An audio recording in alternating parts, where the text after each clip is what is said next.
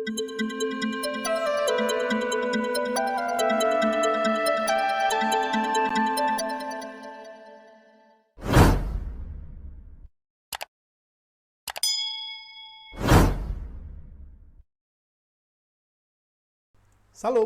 berjumpa lagi dengan saya Effendi Tobing dalam Boker Top Channel.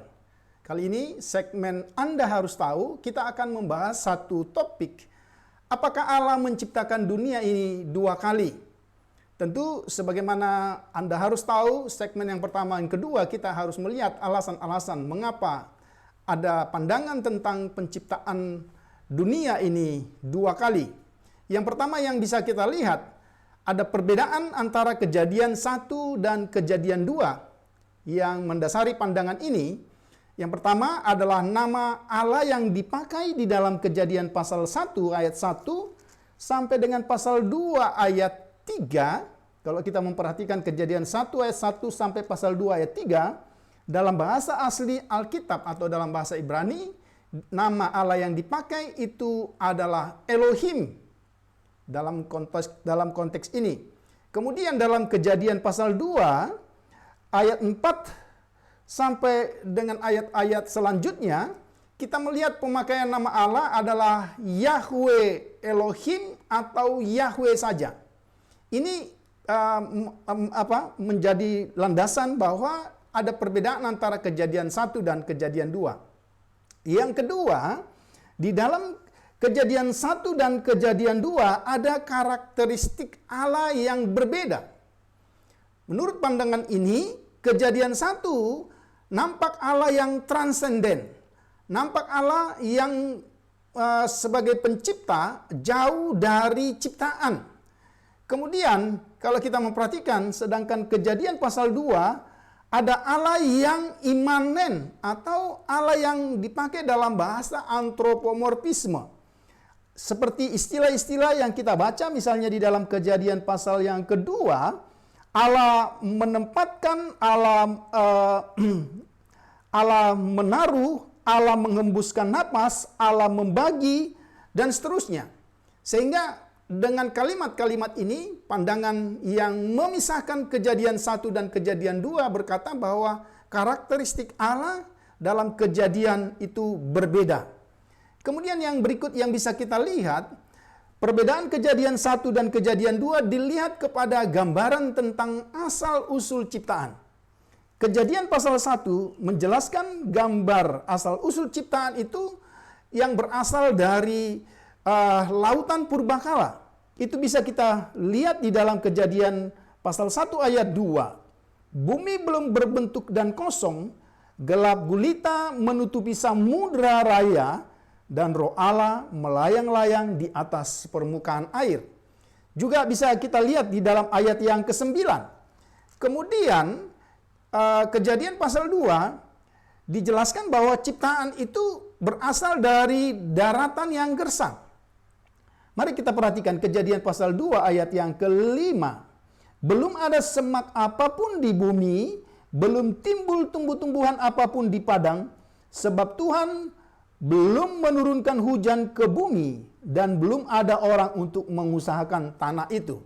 Ini yang kita lihat, perbedaan kejadian 1 dan kejadian 2 yang menjadi landasan bahwa bumi ini atau dunia ini diciptakan dua kali. Kemudian yang keempat, kalau kita memperhatikan perbedaan antara kejadian 1 dan kejadian 2 terletak pada penciptaan manusia dan urutan penciptaan itu sendiri. Dalam kejadian pasal 1, manusia baik laki-laki dan perempuan itu diciptakan bersama-sama sesudah tumbuh-tumbuhan dan binatang. Itu bisa kita perhatikan dalam kejadian pasal 1 ayat yang ke-11, ya, ayat yang ke-21, kemudian ayat yang ke-24, kemudian juga ayat yang ke-27 dari kejadian pasal 1. Namun kejadian pasal 2, kalau saudara perhatikan, manusia laki-laki diciptakan lebih dahulu, sesudah tumbuhan serta binatang. Allah barulah kemudian membentuk perempuan yang diambil dari tulang rusuk laki-laki. Saudara bisa membacanya di dalam kejadian pasal 2 ayat 7, ayat yang ke-9, ayat yang ke-19, dan ayat yang ke-21. Dengan demikian, maka jelaslah Kejadian pasal 1 dan Kejadian pasal 2 berbeda. Sehingga ini menjadi dasar mereka untuk mengatakan ada 2 kali penciptaan. Dasar pandangan ini sesungguhnya mereka lihat pada penulis dari Kejadian pasal 1 dan Kejadian pasal 2 yang ditulis oleh beberapa penulis, atau paling tidak 2 orang penulis yang berbeda dari sumber-sumber yang berbeda. Sehingga ketika keduanya digabungkan oleh seorang editor, maka keduanya akan bertentangan satu dengan yang lain.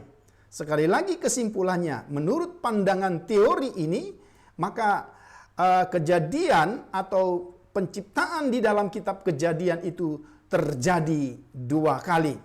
Namun kita akan melihat apa kata Alkitab. Ya, ini jawaban-jawaban yang harus kita berikan. Apa kata Alkitab? Dalam PL dan PB tidak pernah menjelaskan bahwa Allah menciptakan dunia ini 2 kali. Silakan saudara baca mulai dari PL sampai PB, baik oleh Musa, kemudian hamba-hamba Tuhan atau nabi-nabi dalam perjanjian lama, maupun Yesus Kristus sendiri dan para rasul. Tidak pernah menjelaskan bahwa ada dunia yang diciptakan sebanyak 2 kali. Saudara bisa bandingkan Kejadian 1 ayat 1, juga dalam teks-teks dalam perjanjian baru, apa yang dikatakan Tuhan Yesus misalnya dalam Matius 19 ayat 3-6, Markus 13 ayat 19, Roma 1 ayat 20, 2 Petrus 3 ayat 4, dan seterusnya. Jadi kesimpulannya jelas, perjanjian lama maupun perjanjian baru tidak pernah menjelaskan bahwa Allah menciptakan dunia ini 2 kali. Kemudian jawaban yang kedua tentang perbedaan nama-nama Allah yang mereka pakai tadi, kalau kita melakukan studi komparatif secara kultural, maka sangatlah jelas. Misalnya di ANE atau di Ancient Near East, pemakaian nama-nama Allah yang berbeda sebenarnya satu hal yang lazim.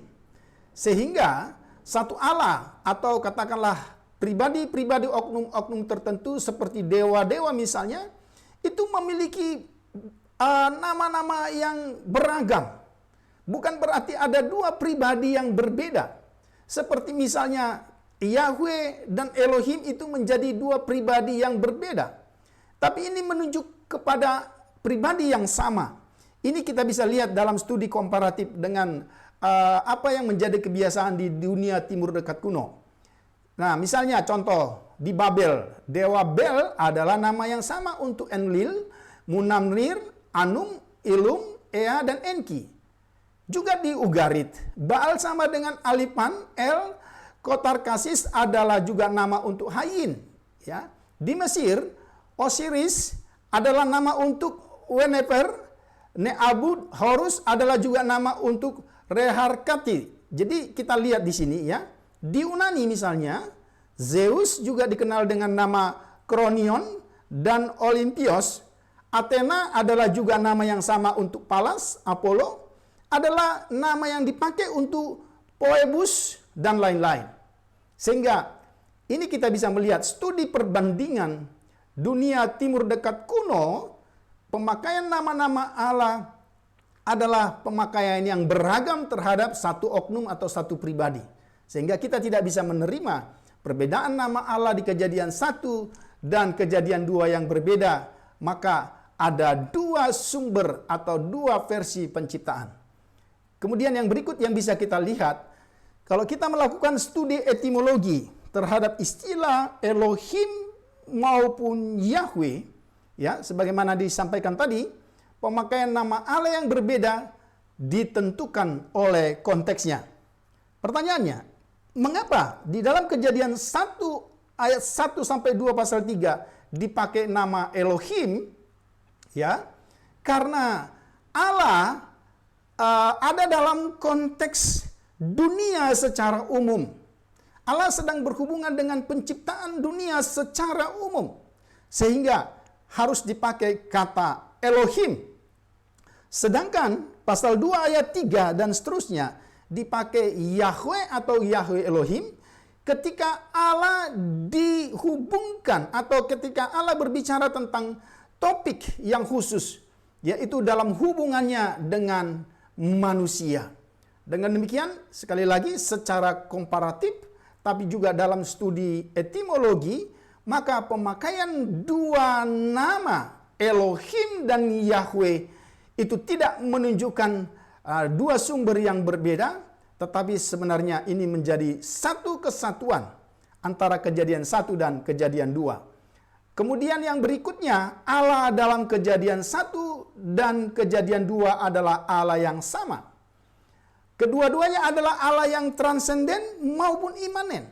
Jadi kita tidak bisa memisahkan.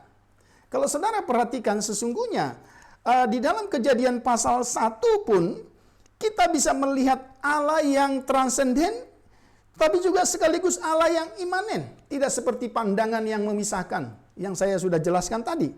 Karena di dalam Kejadian pasal 1, kita juga melihat sebenarnya Allah yang imanen, bukan hanya yang transenden.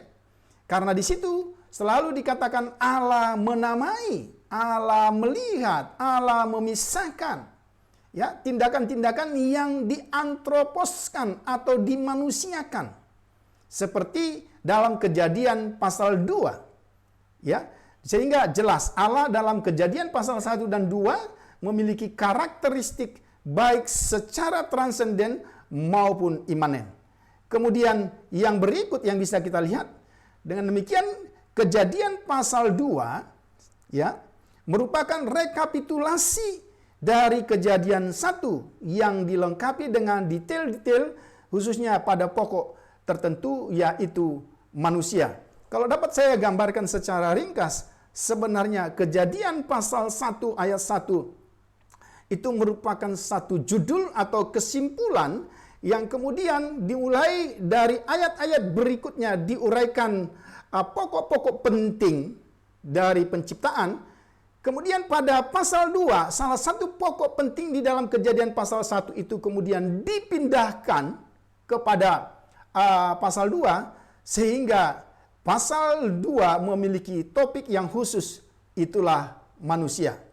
Kemudian mari kita lihat, laporan urutan penciptaan dalam Kejadian pasal 2 tentu tidak lagi bersifat kronologis sebagaimana dalam Kejadian pasal 1, tetapi lebih kepada tematis karena temanya adalah tentang satu topik tertentu dari Kejadian pasal 1 yang dipindahkan, itulah tentang manusia.